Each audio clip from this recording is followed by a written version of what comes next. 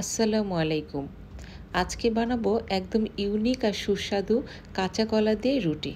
স্বাস্থ্যকর, ঝটপট আর স্বাদের দিক থেকে একদম অন্যরকম। তো চলুন এই রেসিপিটা কিভাবে শুরু করে দেখে আসি। এখানে আমি দুটো কাঁচা কলা নিয়ে নিয়েছি।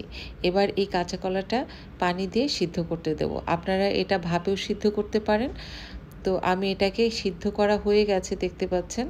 এবার আমি এটাকে তুলে নিচ্ছি। খুবই সহজ এই রেসিপিটা। আপনি যখন তখনই ইচ্ছা করলে একটু রুচি চেঞ্জ করার জন্য এই ধরনের রেসিপি তৈরি করে খেতে পারেন। তো আমি এখানে কিছু ধনিয়া পাতা এবং কাঁচামরিচ কুচি করে নিলাম।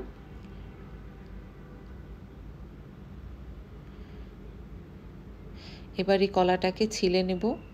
এই কলার চোচাটা আপনারা ফেলে না দিয়ে এটাও ভর্তা বানিয়ে খেতে পারেন। খুবই সুস্বাদু লাগে এই ভর্তাটা। তো এখন আমি এই কলাগুলোকে গ্রেট করে নেব।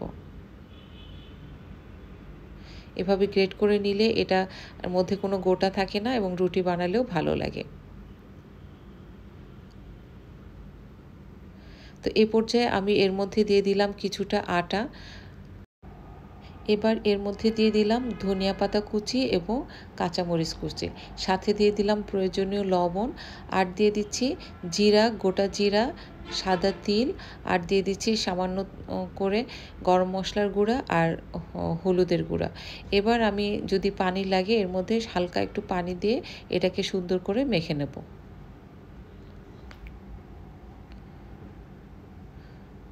খুব ভালো করে মসৃণ করে আমি মেখে নিয়েছি।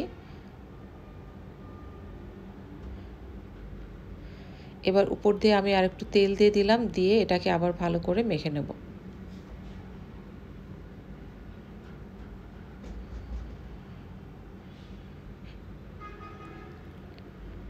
খুবই সুস্বাদু এবং হেলদি একটা খাবার। আমরা জানি যে কাঁচা কলা একটা খুবই পুষ্টিগুণ সমৃদ্ধ একটি খাবার। আপনি এভাবে কাঁচা কলা রুটি বানিয়ে খেতে পারেন।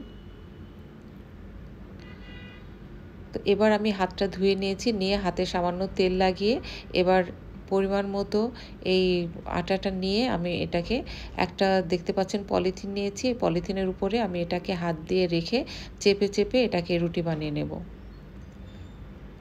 এটা বেলা যাবে না, বেলতে গেলে এটা উঠে আসবে, মানে ঠিকমতো বেলা হবে না। এজন্য এটার উপরে এটা বেশি পাতলা করার দরকার নাই, একটু হালকা মোটা করে এই রুটিগুলো আমি চেপে চেপে তৈরি করে নিয়েছি। নিয়ে এখন আমি এটাকে সেঁকে নিচ্ছি।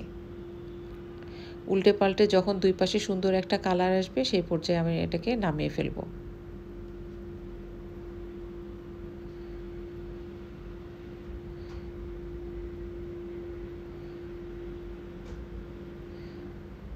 তো নামানোর আগ দিয়ে এটার উপরে খানিকটা ঘি ব্রাশ করে দিচ্ছি। এটা খেতে অনেকটা খুবই ভালো লাগবে।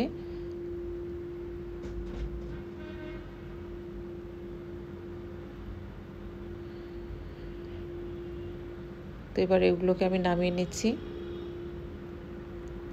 এখন এটাকে আমি খাওয়ার জন্য একটা ব্লেন্ডারের মধ্যে দিয়ে দিলাম কিছুটা ধনিয়া পাতা, একটা কাঁচামরিচ, আর দিয়ে দিলাম টক দই, সাথে পরিমাণ মতো একটু লবণ দেবেন আর চিনি দেবেন। বিট লবণ থাকলে বিট লবণ দিতে পারেন। দিয়ে এটাকে ব্লেন্ড করে নেবেন, নিলে হয়ে যাবে খুবই মজাদার একটা চাটনি। তো এই চাটনির সাথে আপনি এই রুটিটা পরিবেশন করতে পারেন, খেতে ভীষণ মজা। তো আপনারা দেখলেন কত সহজেই কাঁচা কলা দিয়ে একটা হেলদি এবং ইউনিক একটা রেসিপি তৈরি করে নিলাম। আশা করি আপনাদের রেসিপিটা ভালো লেগেছে। তো রেসিপি ভালো লাগলে লাইক, শেয়ার আর সাবস্ক্রাইব করতে ভুলবেন না। কমেন্টে জানান আপনি আর কোন ধরনের রুটি পছন্দ করেন। পরের ভিডিওতে আবারও দেখা হবে। সেই পর্যন্ত সবাই ভালো থাকবেন, সুস্থ থাকবেন। আল্লাহ হাফেজ।